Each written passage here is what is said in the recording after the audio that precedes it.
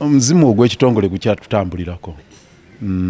Omuzimu gukyalimu yadde nga bwe mulaba ebintu tugezaako nga tubitereeza naye tukyafaafaagana nabyo okutuuka we binaatereera kuba kaakati mulidde Auditor General ng'agamba nti ey'ofiisi ya Lord Mayor teteekeddwa na kulaba ku Auditor General's report. Otandika otya nga Auditor General okwogera bw'otyo? Etteeka lya KCCA mu section ya 5.7 na 5.8 liraga procedure gye balina okuyitamu. Auditor General bw'akola report agiweereza mu KCCA. Bw'egenda mu KCCA Public Accounts Committee eteekebwawo Lord Mayor n'egitunulamu nekola recommendations nti Auditor General yagambye kino n'ekino n'ekino. Muteekeddwa okukola bwe muti. Oba waliwo eyabba ssente tuzigyeyo. Oba waliwo ettaka eryabbibwa tulinunule. Oba waliwo omuntu eyeekobaanya okukola kino tumuguleko emisango. Paaka yetuyambako Public Accounts Committee yakola ku ekyo.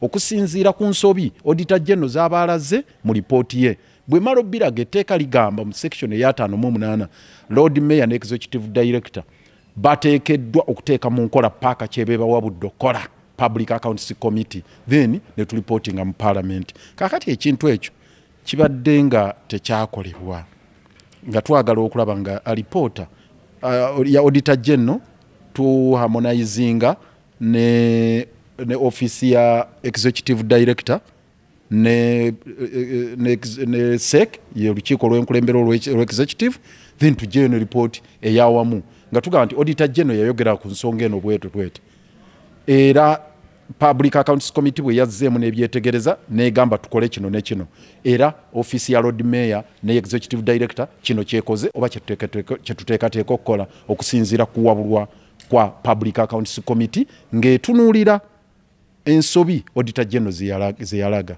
So ekyo tekyakolebwa. Report eyakolebwa yafuluma December nga 27 ye yakolebwa Auditor General n'agiwa Executive Director tebampaako kopi n'okutuusa olunaku lwajjo nga nze sirabanga ku report eno.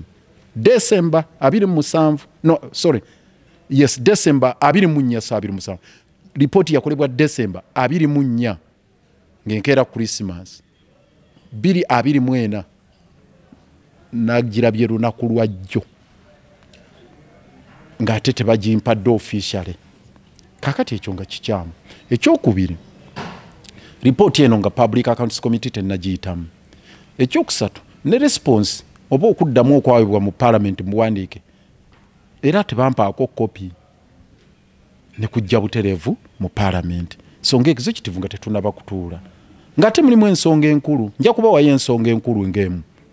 Mulimu ensonga y'okukompensating abantu b'ekiteezi nga Auditor General yemulugunya lwaki tebaba compensatinze n'okutuusa kati tebaba compensatinganga ate nga bazze beekalakaasa omubalabe enkya n'eggulu bali eri babonabona. Report era eyogera tuluddewo okudecommissioninga kiteezi oba okuggalawo kiteezi erimu cracks enjatika enaatera okuguddamu okuba abantu. Report ya Auditor General ekyogerako kakati nga answer eziri muno zibulaabulamu kubanga mwami Kyofa Togabye ne banne baatugamba nti waliwo Jospong company y'omunaggana ez'okukola omulimu okubwereere. Katwagala kumanya company eno yakoma watu yokusooke tulipotinge mu Parliament baali batudiisa company eno twawulira bagitwala ne wa mwami Yoweri Kaguta Museveni ate nga twawulirako nti yali ina byesaba nga kumpi eringa ejjembe erisaba omwana titugamba Jospong ono byasaba nga bingi kati ebyo byonna tulina bitaganjula tuleete report nga y'amaanyi eri mu Parliament ku nsonga za kiteezi. Beebulugunya ku nsonga za buyala yo tugenda gikolako Auditor General aleeta ensonga nyingi nnyo ez'ettaka ly'e Buyala we tugenda okuteeka kasasa kati ensonga ezo nga tulina okuddamu tuzireete nga za muzinzi. So kirungi nti batuwadde ennaku zino 5 tuddeyo twetereze era tugenda kikolako mu speedi ey'ekika ekya waggulu okulaba nga tumaliriza okukola report gye tunaaleeta mu Parliament lwe banaaba batuwadde olunaku.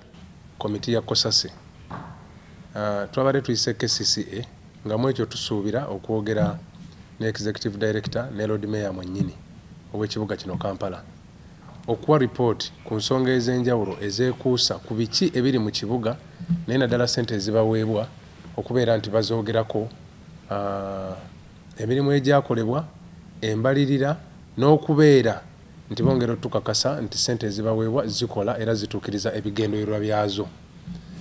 Kitukoze bubi nti tetusobodde kugenda mu maaso na lukiiko luno, naye ekimu ku ebyo kyekyokubeera nti nno executive director ne road mayor office ezo zombi ku report gye babadde balina okutuwa babadde tebakola nsisinkano bulungi kukkaanya na kubeera nti nno balambika bulungi nnyo ebibuuzo ebyababuuzibwa, kubanga twali tutunuulidde nnyo ekibuga ky'e Kampala bakiteeseteese batya ku nsonga y'ebisandiiko, ku nsonga y'enguudo, ku nsonga ya parking n'entambuza yennyini ey'ekibuga, ebifo ebirimu enzikiza, n'okubeera nti n'ekibuga kyaffe kibeera kinekaanekana nga buli omu bw'atambulira oba budde bwa kiro asobola bulungi nnyo okuyita mu makubo ag'enjawulo. Kitukoze bubi nti nno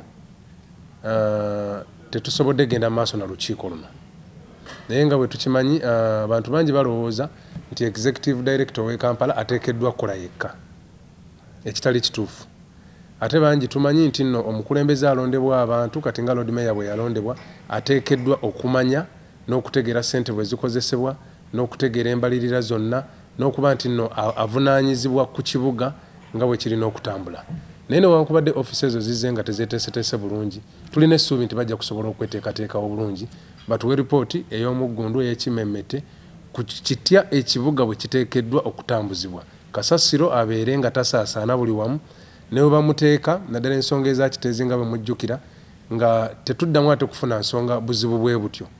Bateekeddwa okunnyonnyola ku lwaki olwaleero enguudo ezimu zikolwa ate ezimu tezikolwa, ate lwaki ezikolebbwa zoonooneka mangu era ssente ddala kituufu baziteeka mu nkola nga bwe ziba zibaliddwa.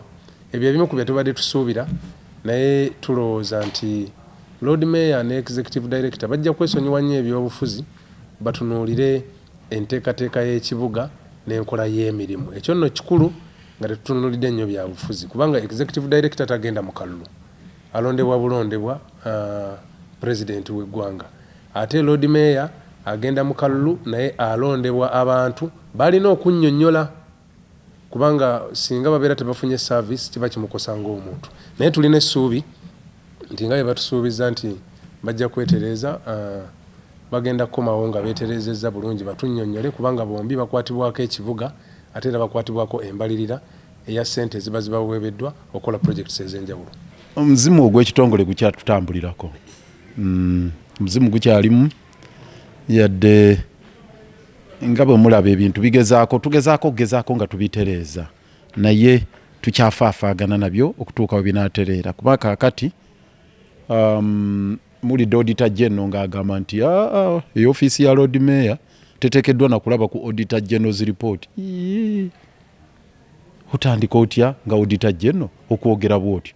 Etteeka lya KCCA mu section ya 5.7 na 5.8 liraga procedure gye balina okuyitamu. Auditor General bw'akola report agiweereza mu KCCA.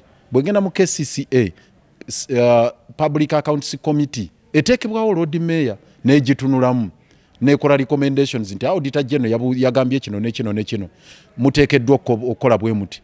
Oba waliwo eyabba ssente tuzigyeyo, oba waliwo ettaka eryabbibwa tulinunule, oba waliwo omuntu eyeekobaanya okukola kino tumuguleko emisango.